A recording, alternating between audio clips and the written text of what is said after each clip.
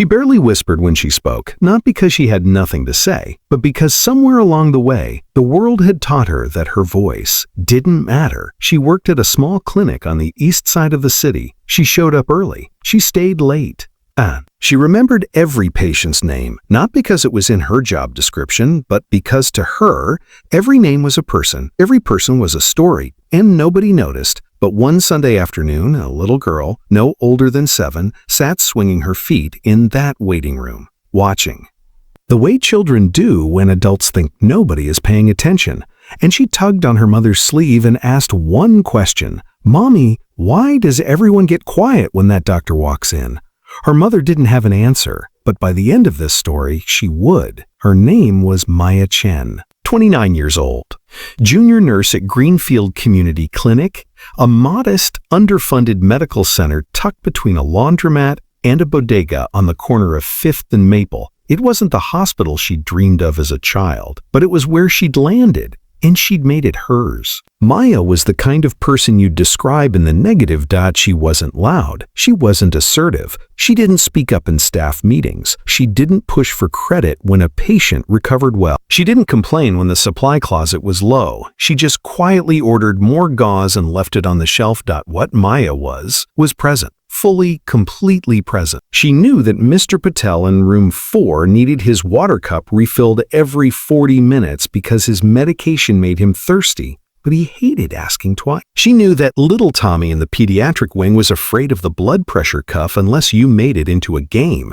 so she always called it the arm hug machine. She knew the name of every patient on the ward, every single one. Her supervisor, Dr. Hargreaves, was a woman who respected competence but rewarded presence. And Maya, for all her skill, had a presence problem. In the last staff review, she'd been passed over for a senior nursing position, a role she'd applied for twice. The position went to a colleague named Sandra. Sandra, who laughed loudly in hallways. Sandra, who made bold suggestions in meetings and followed up with emails. Sandra, who was, by most measures, a fine nurse. Sandra didn't know Mr. Patel's water schedule. Maya received the news with a nod and a quiet congratulations to Sandra, and then she went back to her station. She didn't cry. She rarely cried. She just absorbed it, like she absorbed most things, quietly, alone. That same week, a new volunteer appeared on the schedule. Every Tuesday and Sunday morning, the clinic ran a volunteer physician program, usually retired doctors or residents logging community hours. Maya had seen dozens come and go over the years. They showed up, they did their shift, they left. This one was different. His name on the schedule read simply, Dr. Ero. He arrived at 7:45 on a Tuesday morning, 15 minutes early. He wore a plain white coat over a simple gray shirt. No tie, no badge other than the clinic standard visitor lanyard. He carried no briefcase, no tablet, no phone that she could see. He was tall, calm, somewhere in his early 40s, with the kind of quiet confidence that didn't announce itself. When he walked in, 3 of the senior staff straightened up, almost imperceptibly. The way people do when someone important enters a room, even if they can't explain why. Maya looked up from her patient notes. Her eye, she gave a small wave. He smiled, a genuine one, and went to find his assignment for the morning. Maya thought nothing of it. That was her first mistake. What Maya didn't know, what almost no one at Greenfield Clinic knew, was that on the other side of the city a very different world operated with Dr. Elliot Rowe at its center. Rowe Medical Group occupied the top 4 floors of a glass tower downtown. It managed 17 hospital networks across 9 states. It employed over 40,000 people. Its founder and CEO had been on the cover of Forbes twice, quoted in the Wall Street Journal more times than his PR team could count, and was currently overseeing a $500 million expansion into community healthcare infrastructure. That CEO was Dr. Elliot Rowe. On Tuesday mornings, his assistant, a sharp, meticulous woman named Claire, would arrive at the office at 7:30 a.m. to find 3 things waiting. 214 unread emails, a board briefing marked urgent, and an empty chair behind Dr. Rowe's desk. She'd stopped being surprised by the empty chair 18 months ago. When he finally walked in at 10:15, coffee in hand, she'd hand him the urgent file and say nothing. He'd glance at it, sign what needed signing, and ask, "How's the Greenfield renovation proposal coming?" Claire had learned to answer without blinking. "Legal is reviewing it, sir." Speed that up. Back at Greenfield Clinic, Maya was helping a woman named Mrs. Adebayo fill out insurance paperwork. Mrs. Adebayo was 73, recently widowed and slightly confused by the new digital forms. Maya sat next to her, going through each field, quietly explaining every question. Dr. Rowe passed the station. He paused for exactly 3 seconds, then he continued walking. That afternoon, a board member named Harris called Claire with a complaint. "Rowe's been disappearing Tuesday mornings for over a year. We have a fiduciary obligation to—" "Mr. Rowe's schedule is managed at his discretion," Claire said. Was there anything else? Harris had no answer to that. Meanwhile, in the clinic break room, one of the younger nurses, a recent hire named Danny, was scrolling through her phone when something caught her eye: an article, a photo. She looked at the screen. Then she looked up at the hallway. "Hey," she said to the nurse next to her. "Does Dr. Rowe look familiar to you?" The other nurse glanced at the screen. Maybe. Why?" "Nothing," Danny said. She put her phone away, but the seed was planted. 3 weeks into Dr. Rowe's Tuesday and Sunday visits, a situation arose. A patient named George, 61, diabetic, a retired postal worker who came in every 2 weeks for a routine check, arrived at the front desk to find his insurance had been flagged. A billing error, most likely, but the system had frozen his file. Without clearance, he couldn't be seen.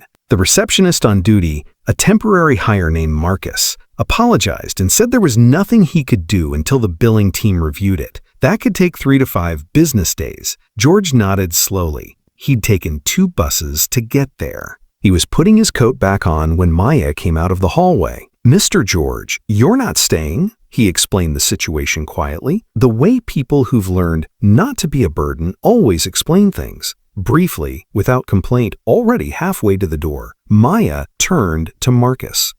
"Can we flag it as a pending review and see him in the meantime? The error is on the billing side, not his." Marcus hesitated. "That's not really the procedure." "I know," Maya said. "I'll personally file the escalation and take responsibility for the flag. Can we just get him seen today?" It took her 20 minutes, 2 phone calls, and 1 strongly worded email to the billing supervisor. George got his appointment. He pressed her hand on the way out and said, "You didn't have to do that." "Yes, I did," she said. Dr. Rowe had been at the far end of the corridor for all of it.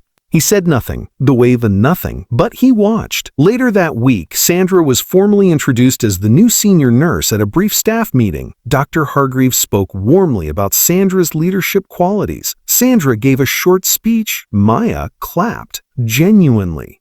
After the meeting, Dr. Rowe fell into step beside Maya in the hallway. "You applied for that position, didn't you?" he said. "It wasn't really a question." Maya blinked. "How did you?" Dr. Hargreaves mentioned it once, in passing. She nodded carefully. "Yes, twice actually. And Sandra got it. She's good. It'll be fine."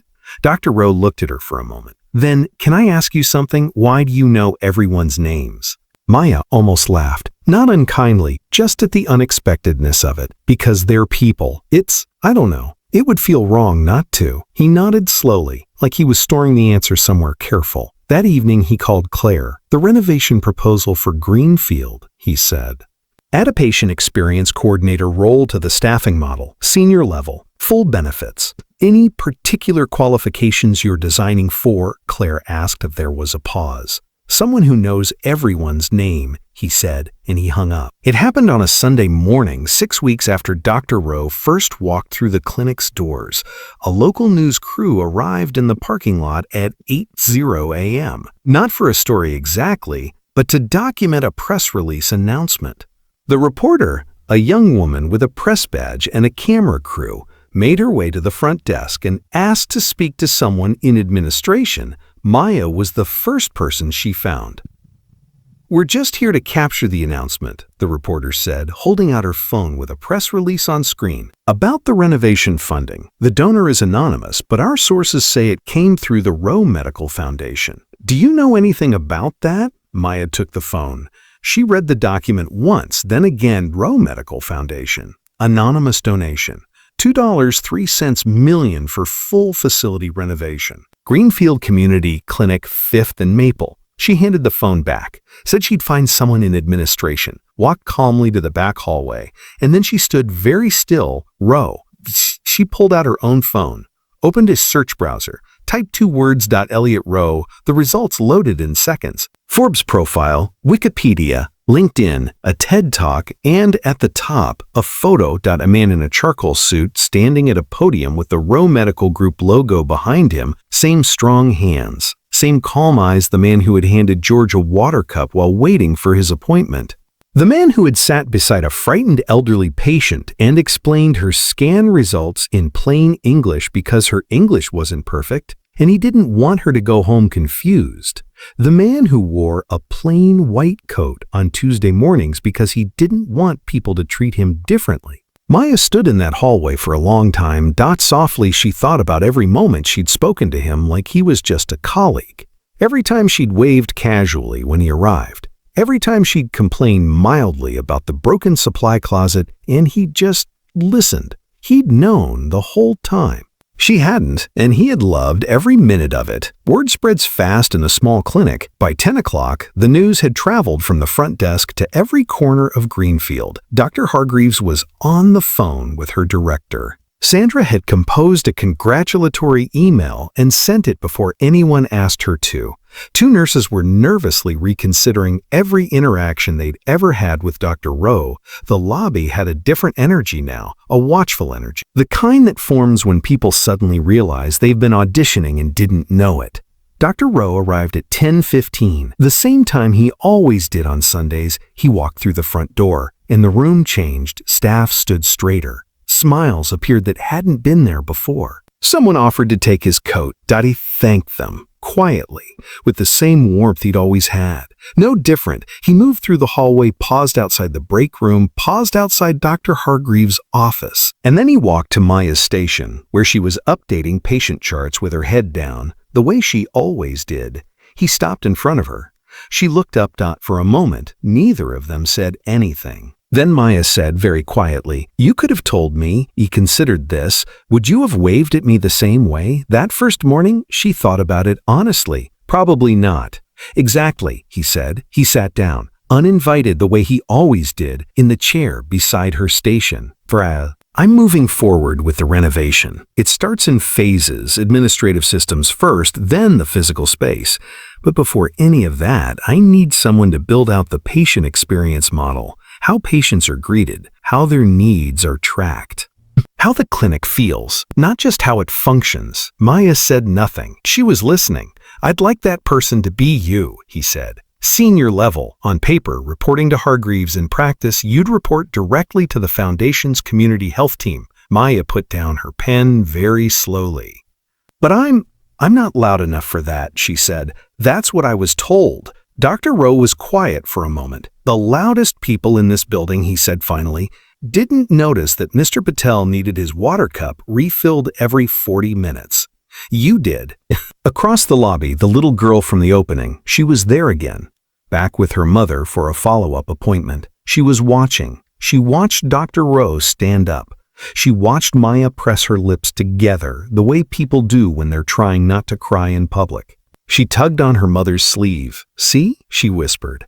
"I told you he was famous." Her mother looked down at her. "What do you mean, baby?" The little girl thought about it. Famous for being nice, she decided. Maya Chen didn't become loud. She didn't become someone she wasn't. She just became seen. And Dr. Elliot Rowe, a man who could have announced himself with every step he took, chose instead to fold himself into a small clinic on the corner of 5th and Maple every Tuesday and Sunday to remember what the work actually felt like.